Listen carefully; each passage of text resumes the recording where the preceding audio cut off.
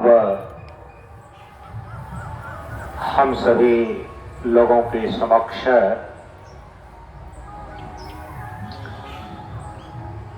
इस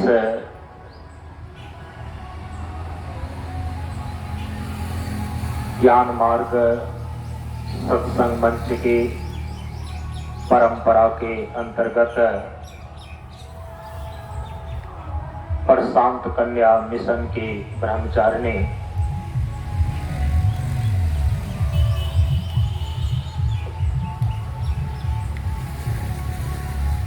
एवं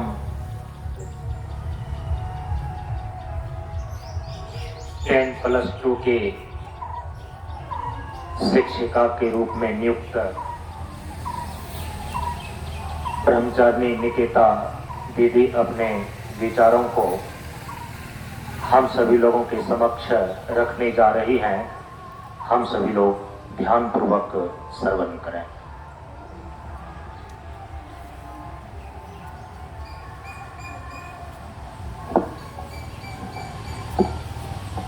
स्टैंड को और नीचे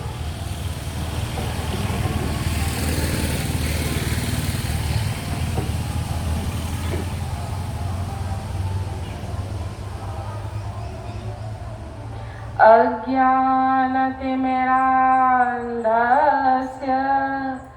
ज्ञानाञ्जनशलाकया चक्षुरुन्मीलितं येन तस्मै श्रीगुरुवे नमः। तस्मै श्रीगुरुवे नमः। परम पूज्य गुरुदेव बाबा के चरणों में नमन करते हुए उपस्थित सबों को एक साथ मेरा नमो नारायण। आज का मेरा प्रवचन का बिंदु है प्राणायाम। प्राणायाम, जैसा कि कल योग की कक्षा में परम पूज्य गुरुदेव ने बताया कि अष्टांग योग का चौथा अंग है प्राणायाम। और प्राणायाम का कार्य क्या है, तो परम पूज्य गुरुदेव कहते हैं कि सूक्ष्म नाड़ी संस्थानों को, सूक्ष्म नाड़ियों को शुद्ध करता है और संतुलित रखता है। ये मुख्य कार्य है प्राणायाम का। इतना ही नहीं, प्राणायाम करने से मस्तिष्क की सुषुप्त शक्तियां जागृत होती है और मनुष्य को कोई भी कार्य रचनात्मक ढंग से पूर्ण करने में सहयोगी बनती है।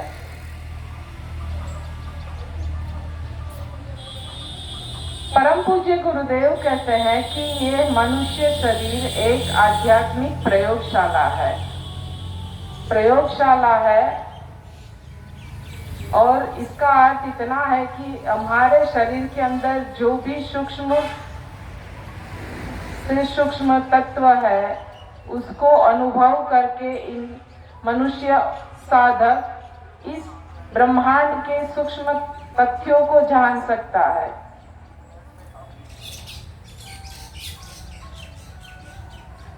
प्राणायाम मुख्य रूप से प्राण शब्द से बना हुआ है। प्राण क्या है, तो सामान्य रूप से, सामान्य अर्थ ऐसा लोग समझते हैं कि श्वासोच्छ्वास की क्रिया, जो श्वास लेते हैं वही प्राणायाम है, वही प्राण है। तो अगर वास्तव में ऐसा होता तो जब कोई दर्दी होता है उसको जब कृत्रिम श्वास दिया जाता है उसके बाद भी वो ज्यादा लंबा समय तक जिंदा नहीं रह पाता है। अर्थात कृत्रिम रूप से श्वास लेने के बाद भी वह शरीर से प्राण उत्क्रमण कर जाता है। तो यह समझ में आता है कि प्राण बराबर श्वास नहीं है। हाँ, श्वास है वह स्थूल रूप है कि जिसके द्वारा हम समझ सकते हैं कि इस प्रकार का प्राण है।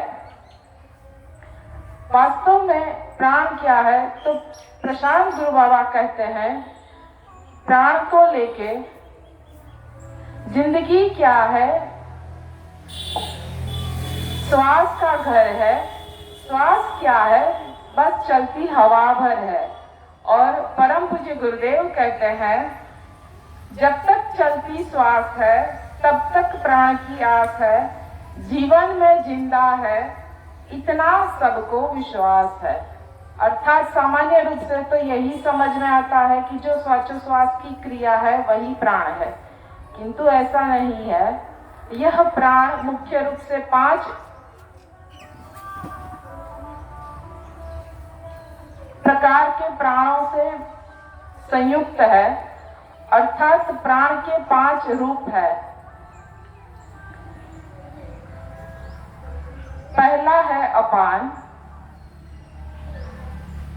जो कि उसका क्षेत्र कहा जाए तो कंठ से लेके उदर पटल तक, अर्थात डायाफ्राम जिसको कहते हैं, वहां तक प्राण का क्षेत्र है। प्राण का क्षेत्र कंठ से लेके डायाफ्राम उदर पटल तक है। प्राण सबसे शक्तिशाली प्राण है। इसका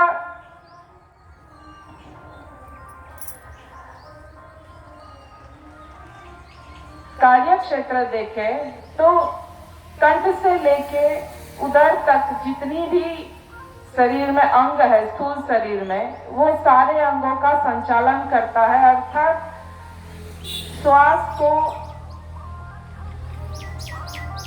ऊपर की ओर गति करता है। इसकी गति की दिशा ऊपर की ओर है। यह प्राण का कार्य क्षेत्र हुआ। प्राण की गति ऊपर की ओर है। प्राण कार्य करता है क्या? तो प्राण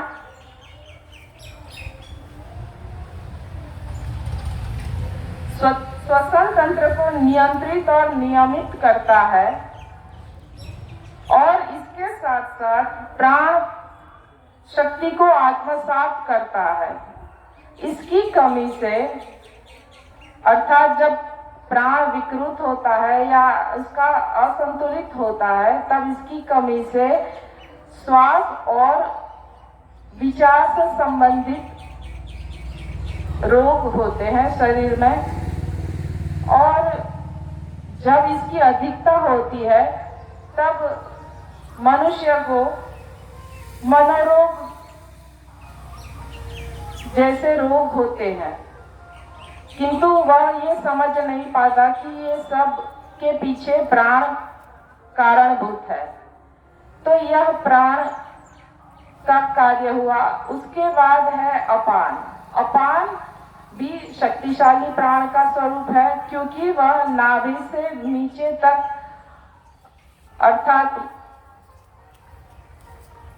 मलाशय मूत्राशय तक उसका कार्य क्षेत्र है। उसकी गति नीचे की ओर है और इसकी गति की विशेषता यह है कि यह उत्सर्जन शक्ति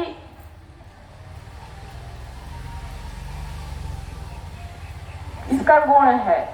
अर्थात कि जो भी मलमूत्र का निष्कासन होता है वह इस अपान प्राण के द्वारा होता है।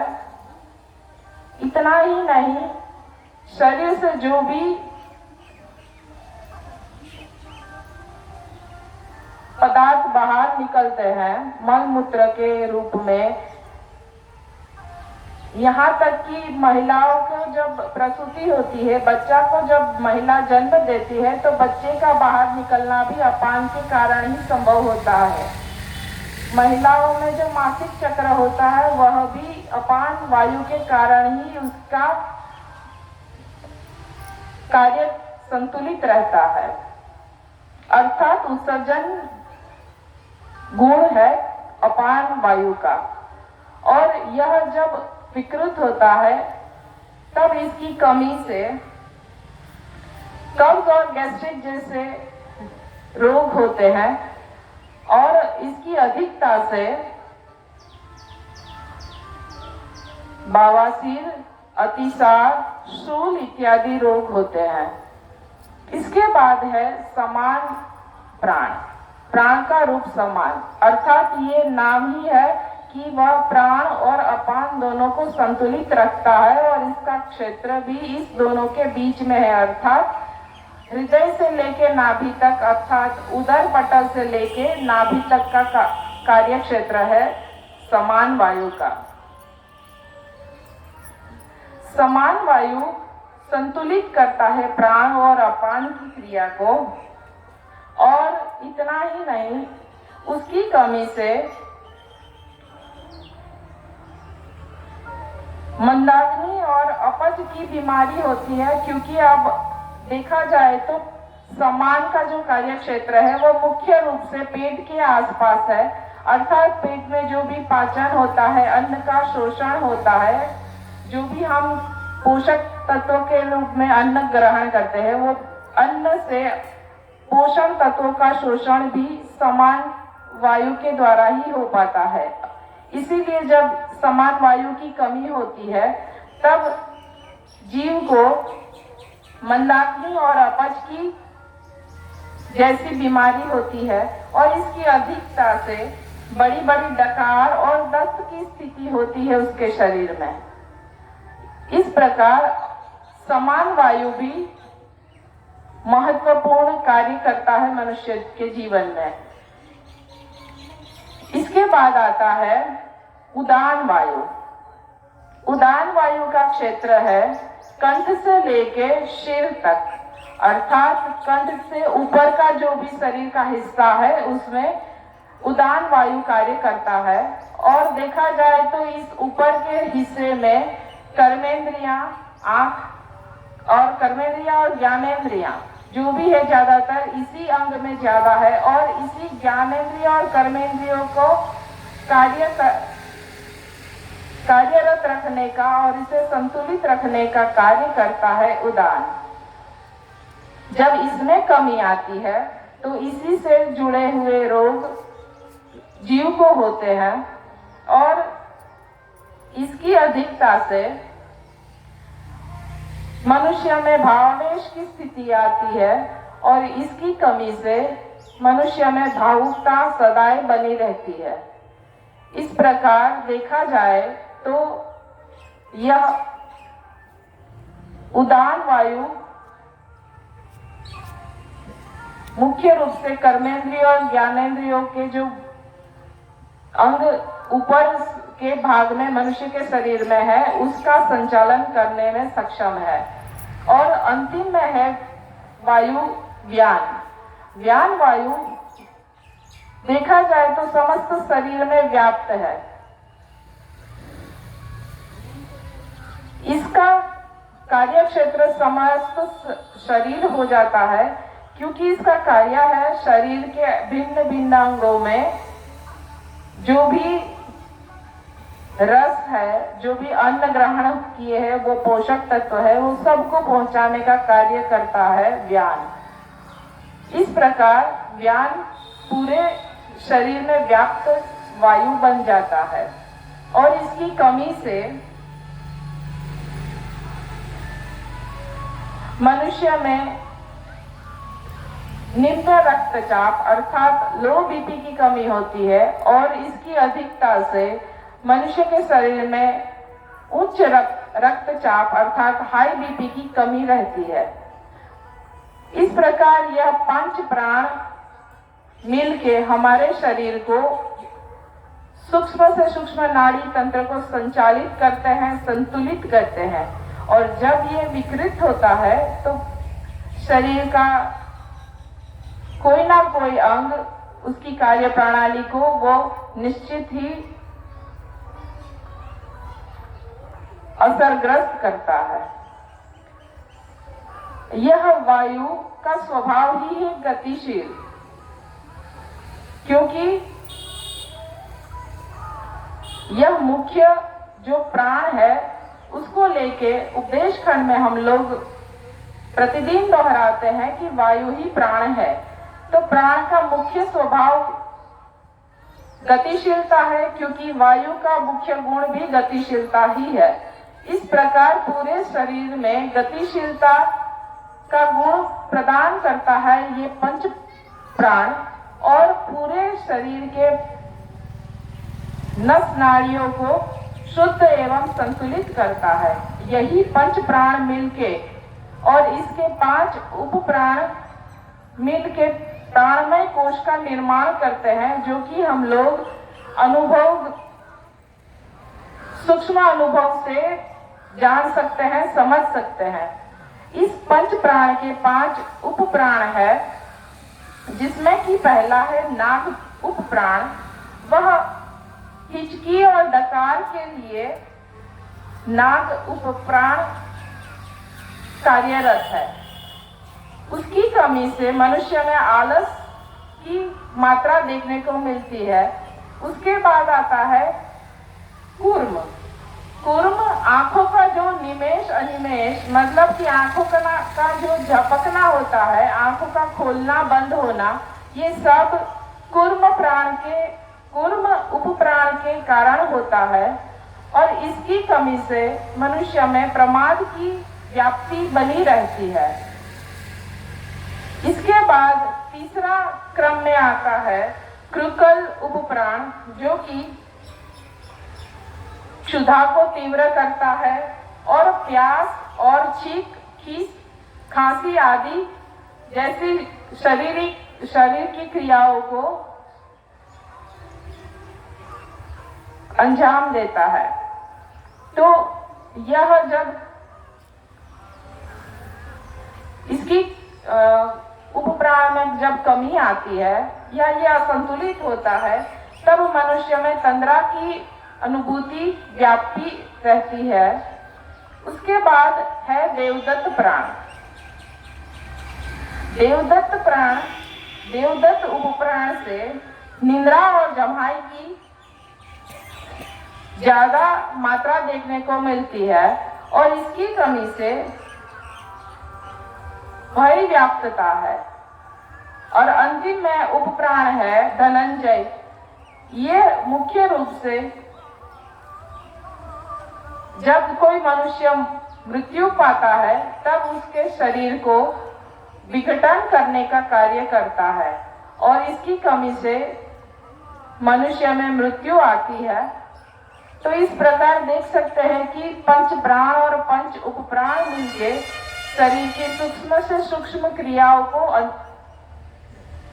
पूर्ण करते हैं, और हम लोग इस सारी सूक्ष्म क्रियाओं को अनुभव नहीं कर पाते हैं। किंतु अगर कोई साधक अपने प्राण को समझ ले तो निश्चित रूप से ये सारी गतिविधियों को वो समझ सकता है।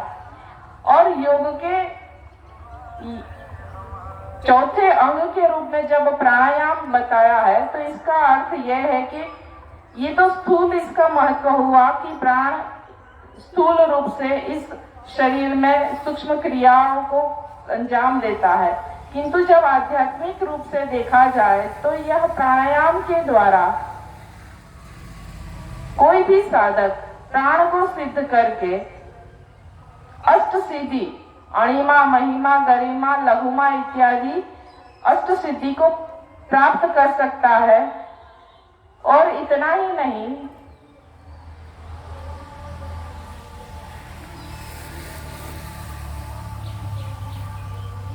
जब प्राणों के द्वारा वह समान को तीसरी नाड़ी सुषुम्ना नाड़ी में प्रवेश कराता है, तब वह साधक आध्यात्मिक जगत में अतीन्द्रिय अनुभव करके अपने वास्तविक स्वरूप की ओर गति करता है। यहीं पे मैं अपनी वाणी को विराम देती हूँ। परम पूज्य गुरुदेव बाबा के चरणों में नमन करते हुए उपस्थित सबों को एक साथ मेरा नमो नारायण। अब हम सभी लोगों के समक्ष प्रशांत कन्या मिशन की संचालिका ब्रह्मचारिणी अपर्णा अर्पण दीदी जी, जिनकी जन्मभूमि पंडारक मंच पर हम सभी लोग उपस्थित हैं,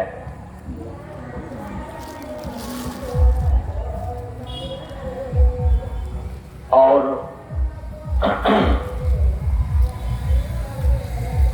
यहाँ पर प्रशांत योगाश्रम का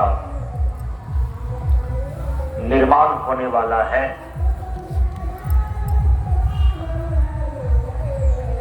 अक्षय तृतीया की तिथि से लेकर के सीता नवमी तिथि तक प्रतिवर्ष इस प्रशांत योगाश्रम पंडारक मंच पर प्रतिवर्ष 7 दिनों का ज्ञान मार्ग सत्संग का कार्यक्रम करने की भी घोषणा की गई है। हम सभी लोग इस घोषित कार्यक्रम के इस बार इस दूसरे वर्ष के सत्र में 7 दिनों का सत्संग का कार्यक्रम करते हुए अब पूर्णाहुति की बेला में पहुंच चुके हैं। हम सभी लोगों के समक्ष ब्रह्मचारिणी अपर्णा अर्पण दीदी जी अब अपने विचारों को रखने जा रही हैं। हम सभी लोग ध्यान पूर्वक श्रवण करें। सर्वं श्रुते शिरो रत्न विराजित पदाम्बुजः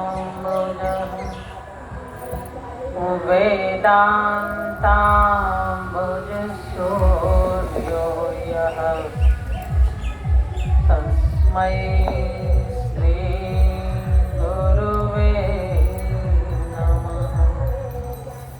तस्मै श्री गुरुवे नमः।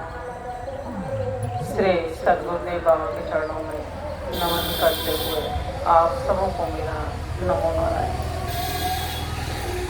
हम सभी लोग प्रशांत योगाश्रम पंडारक मंच पर आयोजित 7 दिवसीय सत्संग सत्र जो 2025 ईस्वी के 23 अप्रैल से 6 मई तक आयोजित है, इसके पूर्णाहुति दिवस के सत्संग सत्र में उपस्थित है। पूर्व के सत्र में हमने यह विचार किया कि जीवन में जीव यदि सुख को चाहता है तो यह सुख कामना की पूर्ति होने से, कर्म के महासमुद्र को खड़ा कर देने पर भी जीव सुखी नहीं हो पाता। जीव सुखी तब हो पाता है जब वह कर्म के बंधन से छूट पाता है, कामना के बंधन से छूट पाता है। जीव कामना के बंधन से तभी छूट पाता है जब कामना के स्वरूप की उसको जानकारी हो, और यह जानकारी सद्गुरु के द्वारा ही प्राप्त होती है, संत महापुरुषों के द्वारा ही प्राप्त होती है।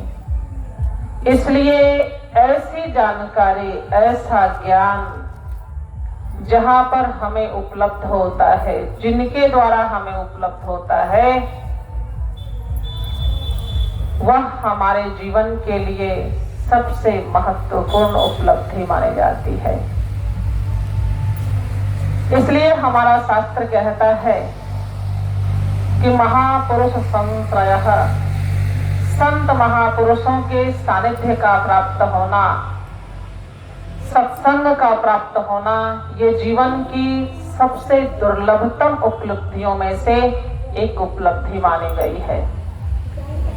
इसलिए जब कभी सत्संग का कहीं आयोजन हो, संत महापुरुषों का सानिध्य प्राप्त हो, तो आप उसे हल्के से मत लेना। ये जीवन के उद्धार का साधन होता है। सत्संगति संस्कृति करांता, ऐसा हमारे शास्त्रों में वर्णित किया गया है। क्यों? क्योंकि श्रवण से ही हमारी बुद्धि में मान्यताएं बनती हैं। हमारी बुद्धि के अनुसार से ही हमारे जीवन में प्रवृत्ति होती है। बुद्धि जैसा निर्णय करती है, हम उसके अनुसार से जीवन में प्रवृत्ति करते हैं। जैसे कि आपकी बुद्धि यह निर्णय करती है कि संपत्ति में सुख है, संबंध में सुख है, तो आप संपत्ति को प्राप्त करने के लिए प्रयत्न करते हैं। संबंधों को बनाने में समय का निवेश करते हैं। लेकिन जिन महापुरुषों के बुद्धि में यह जीवन मूल्य स्थापित हो गया कि संबंध में सुख नहीं है, संपत्ति में सुख नहीं है, स्वर्ग स्वल्प अंत दुखदायी, उन्होंने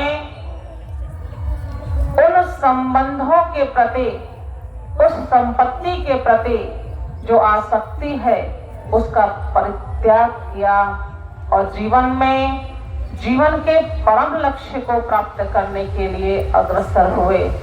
जैसे भगवान बुद्ध, भगवान महावीर, प्रशांत गुरु बाबा इत्यादि बहुत सारे ऐसे महापुरुष हैं जिनके जीवन चरित्र का यदि हम अध्ययन करें, श्रवण करें, तो यह ज्ञात होता है कि उनके जीवन में, उनके जीवन की प्रवृत्ति संपत्ति के लिए नहीं थी। उनके जीवन की प्रवृत्ति केवल दैहिक संबंधों के लिए नहीं थी। अभी आप सुन रहे थे श्री दिनेश जी के मुखारविंदों से परम पूज्य प्रशांत गुरु बाबा का प्रभाव। हम जिस किसी मंच पर जाते हैं, लोग कहते हैं कि परम पूज्य प्रशांत गुरु बाबा का इतना प्रभाव था कि यदि वो 1 रुपया भी दक्षिणा के रूप में यदि जनता से ऐसी घोषणा करते कि आप केवल 1 रुपये का सहयोग करें, तो वहां पर करोड़ों रुपये एक दिन में जमा हो जाते। लेकिन हम सभी को ज्ञात है कि परम पूज्य प्रशांत गुरु बाबा बिल्कुल विरक्त सन्यासी थे, पैसे को छूते तक नहीं थे। तो जिस संपत्ति के लिए हम जीवन भर प्रयत्न करते हैं, उस संपत्ति के प्रति महापुरुषों की ऐसी दृष्टि क्यों हो जाती है? कोई तो दृष्टिकोण रहा होगा, यह हमारे लिए विचारणीय विषय है। यदि हम इस दृष्टिकोण को समझ लें, तो संपत्ति के प्रति जो हमारी आसक्ति है, संपत्ति को लेकर के जो विवाद है, ये सारी चीजें वहीं पर निवृत्त हो जाएगी। संपत्ति को प्राप्त करने में जो दुख की प्राप्ति है, संपत्ति के होने में, उसके संरक्षण में जो दुख की प्राप्ति है, इन सारे दुखों से हम उसी क्षण छूट जाएंगे। महापुरुष छूट जाते हैं। यह एक विज्ञान है, यह एक दृष्टिकोण है, और इस दृष्टिकोण को जिस जीवन मूल्य के द्वारा समझा जाता है, जीवन में धारण किया जाता है, वह उत्कृष्ट जीवन मूल्य तो संत महापुरुषों के सानिध्य में शास्त्रीय सिद्धांतों के जानने पर ही हमारे जीवन में प्रतिष्ठित हो पाती है। इसलिए श्रवण बहुत ही महत्वपूर्ण होता है। क्योंकि हमारी बुद्धि में जैसे जीवन मूल्य स्थापित होते हैं, हमारी बुद्धि वैसा ही निर्णय करती है और हम वैसे ही प्रवृत्ति करते हैं। इसलिए आवश्यकता है कि जीवन में उत्कृष्ट जीवन मूल्यों की स्थापना की जाए और उत्कृष्ट जीवन मूल्य हमारे वैदिक सनातन धर्म के ग्रंथों में प्रतिपादित किए गए हैं। जिन सिद्धांतों का श्रवण हम केवल और केवल सद्गुरु के मुखारविंद से करते हैं, संत महापुरुषों के मुखारविंद से करते हैं। ऐसे जीवन मूल्य जो हमारी बुद्धि को उत्कृष्ट निर्णय करने का क्षमता प्रदान करती है, यह केवल और केवल सत्संग से प्राप्त होता है। हमने पुनः पुनः निवेदन किया कि श्री विभीषण जी के जीवन में, सुग्रीव के जीवन में ऐसी परिस्थिति घटित होती है, श्री हनुमान जी गुरु के रूप में उनके जीवन में आते हैं और उनका मार्गदर्शन पाकर के ही श्री विभीषण जी पूरी लंका के राजा बन गए। ऐश्वर्य की कौन कहे, ईश्वर की उन्होंने प्राप्ति कर ली। गोस्वामी तुलसीदास जी लिखते हैं कि जो इस संपत्ति शिव रावण ही दिन ही दिए दशमाथ। इसका अभिप्राय है कि रावण ने बहुत तप किया था, 10 शीश अर्पित किए थे भगवान शिव को, इतना कठिन तप, तब जो संपत्ति रावण को प्राप्त हुई थी, सोई संपत्ति विभीषण ही सकुच दियो रघुनाथ। भगवान श्री राम ने वो सारी संपत्ति संकोच पूर्वक कि इसे मैं कुछ भी नहीं दे रहा हूँ, ऐसी भावना के साथ वो सारी संपत्ति श्री विभीषण जी को प्राप्त हो गई। क्यों? क्योंकि वो ईश्वर के शरणागत थे। इसलिए प्रयत्न पूर्वक भी हम जितनी संपत्ति को उपार्जित कर सकते हैं, वो संपत्ति कुछ भी नहीं है, वह ऐश्वर्य कुछ भी नहीं है। यदि ईश्वर हमारे पास है, ईश्वर की उपलब्धि हमें हो जाती है, तो ईश्वर का ऐश्वर्य हमें स्वतः ही प्राप्त हो जाता है। लेकिन इसके पीछे उत्कृष्ट जीवन मूल्यों की स्थापना होनी चाहिए, जो केवल और केवल सद्गुरु के द्वारा होती है। श्री विभीषण जी के जीवन में ईश्वर की प्राप्ति ऐसे ही नहीं हो गई थी। श्री हनुमान जी के मुखारविंद से उन्होंने भगवान के सुयस का गान सुना था। श्रवण सुजस सुनि आयो प्रभु भंजन भव भीर। ये सिद्धांत तो श्री विभीषण जी को किसने बताया? श्री हनुमान जी ने बताया कि भगवान कौन है, भव का जो दुख है उसका हरण करने वाले हैं। इस मान्यता को लेकर के, इस विश्वास के साथ श्री विभीषण जी भगवान के पास आए थे। और ये श्रवण कराया किसने, ये जीवन मूल्य दिए किसने? गुरु रूप में श्री हनुमान जी ने। तब कहीं जाकर के श्री विभीषण जी को भगवान की शरणागति की प्राप्ति होती है।